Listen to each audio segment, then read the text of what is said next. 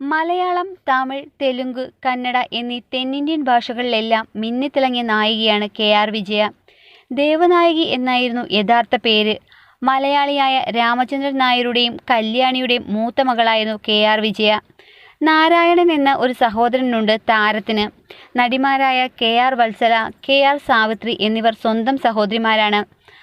ആർമിയിൽ നിന്നും റിട്ടയർ ചെയ്ത നടിയുടെ അച്ഛൻ ഒരു എം.ആർ. രാധ ഡ്രാമ ട്രൂപ്പിൽ നടനായും വർക്ക് ചെയ്തിട്ടുണ്ട്.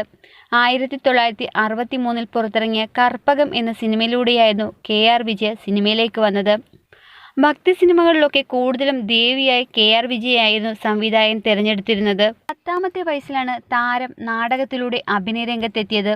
ശാസ്ത്രീയമായി നൃത്തം പഠിക്കാത്ത വിജയ സ്വന്തമായി തനിക്കാവുന്നതുപോലെ നൃത്തം പഠിച്ച് ജനശ്രദ്ധ നേടി. ഇന്ത്യയിൽ ടെലിവിഷൻ സംപ്രേഷണം ഇല്ലാത്ത കാലത്ത് ഭാവിയിൽ വരാൻ പോകുന്ന TV പരിപാടി എങ്ങനെയായിരിക്കുമെന്ന് സാധാരണ ജനങ്ങൾക്ക് മനസ്സിലാക്കി കൊടുക്കാനായി തമിഴ്നാട്ടിൽ ഒരു പരിപാടി സംഘടിപ്പിച്ചു.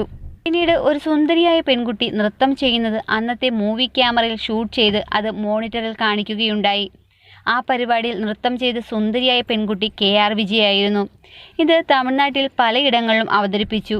അങ്ങനെ നമ്മുടെ നാട്ടിൽ TV വരുന്നതിന് മുൻപ് തന്നെ താൻ ടെലിവിഷൻ താരമായി മാറിയെന്ന് കെ.ആർ. വിജയ തന്നെ മുൻപ് പറഞ്ഞിരുന്നു.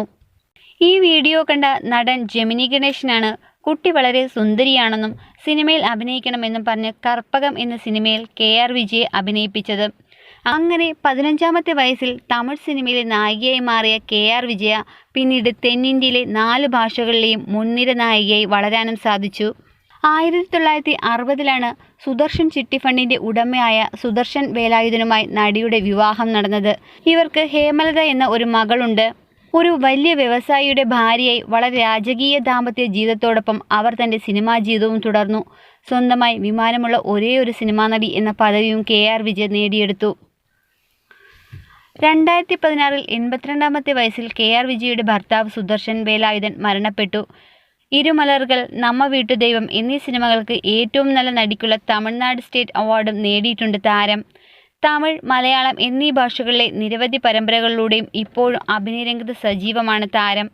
ഇപ്പോൾ സൂര്യ TVയിലെ കാണാ കൺമണി എന്ന പരമ്പരയിലാണ് കെ.ആർ. വിജയ മലയാളത്തിൽ അഭിനയിക്കുന്നത്.